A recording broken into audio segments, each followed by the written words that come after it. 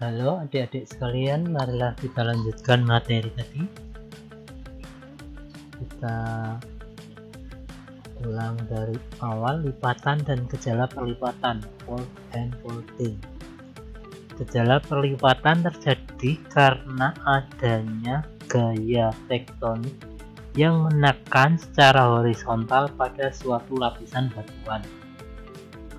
Bagian-bagian yang membentuk struktur lapisan: asinkline, yaitu yang berbentuk cekung ke atas; antikline, yaitu yang berbentuk cembung ke atas; sayap atau lem, yaitu bagian yang miring dimulai dari antikline sampai sinkline.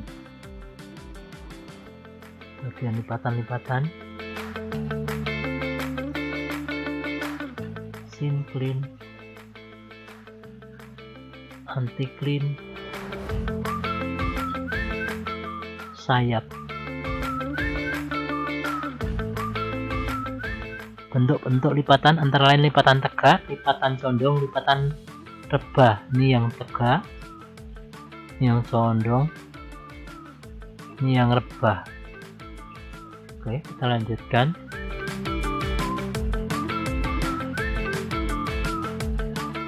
Sesar atau patahan. Sesar yaitu rekahan pada batuan yang telah mengalami pergeseran. Bagian-bagian sesar: dawir, bidang sesar, garis sesar, atap sesar, alas sesar. Gambarnya. Jenis-jenis sesar: sesar normal atau normal fault, sesar naik atau revolve fault, kemiringannya antara 45 dan 30. Sesar naik kemiringan kurang dari 30 disebut thrust fault. Sesar mendatar atau strip slip fault.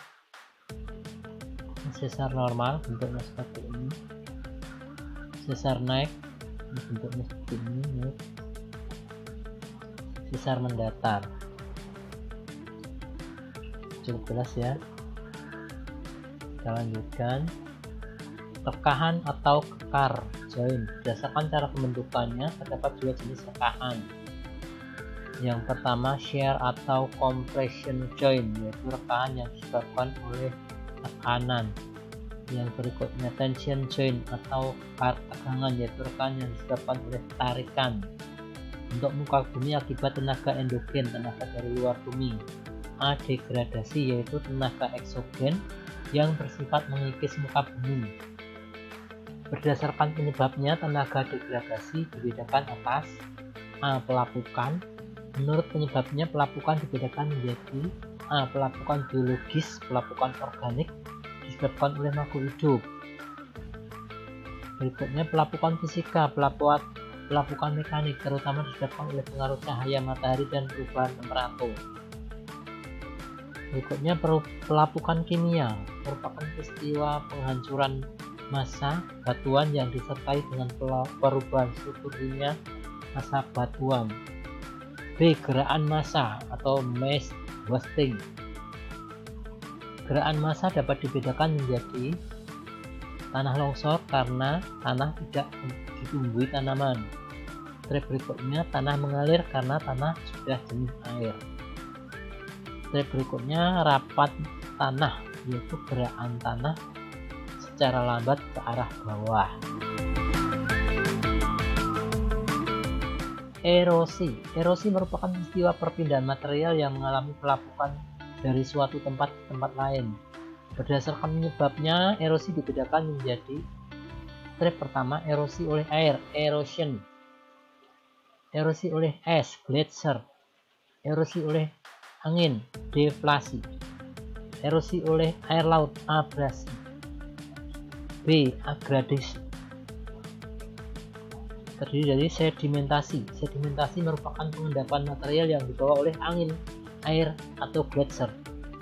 Berdasarkan tempat dan tenaga yang mengendapkannya, sedimentasi dibedakan menjadi sedimentasi fluvial, yaitu oleh sungai; sedimentasi oilis, sedimentasi terestrial, yaitu oleh angin; sedimentasi laut, marine sedimentation, yaitu pada pantai. Cara ciri bentang alam akibat proses pengikisan. Wilayah kikisan.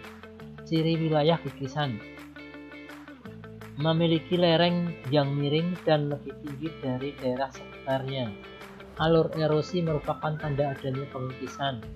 Lapisan tanah yang menutupi batuan induk relatif tipis. Daerah yang terkikis menjadi tidak subur. Pengikisan pada dataran rendah berjalan lambat. Dilihat dari ketinggiannya, wilayah kikisan dapat dikelompokkan menjadi wilayah dataran rendah 0 sampai 100 meter di atas permukaan laut, wilayah pertengahan 100 sampai 500 di atas permukaan laut, wilayah pegunungan 500 sampai 1000 meter di atas permukaan laut, di wilayah pegunungan tinggi lebih dari 1000 meter di bawah di atas permukaan laut. Wilayah endapan. Jadi wilayah endapan. Step yang pertama, terbentuknya daerah cekungan atau dataran di sekitar daerah yang tinggi, memiliki kedalaman tanah yang relatif tebal dan dalam. Biasanya wilayah endapannya adalah daerah yang subur. Adanya stratifikasi lapisan tanah. Kadang ditemukan fosil makhluk hidup. Dampak degradasi lahan.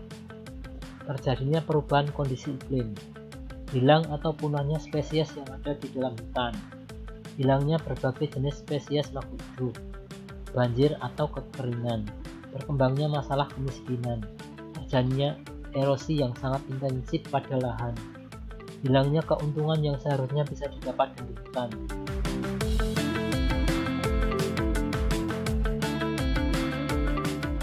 Bentukan hasil pengendapan antara lain.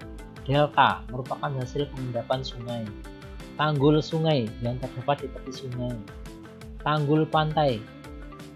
Beting yaitu endapan di tengah sungai.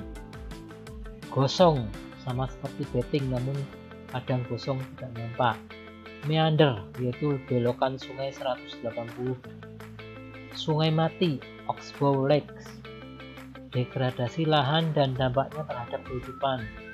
Degradasi lahan terjadi karena adanya faktor manusia karena aktivitasnya yaitu meliputi penebangan hutan secara besar-besaran, perusahaan lahan akibat manusia tidak dapat menjaga lingkungannya, pertumbuhan penduduk yang tinggi, aktivitas pertanian yang seringkali tidak cocok dengan kondisi lahan, pembukaan lahan di daerah pegunungan, lahan bekas pertambangan yang dibiarkan begitu saja, faktor alam, bencana alam, iklim, jenis tanah, dan kemiringan lereng.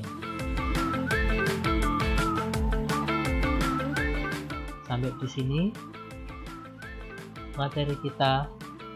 Terima kasih atas perhatiannya. Semoga besok dapat mengerjakan ulangan dengan baik. Terima kasih.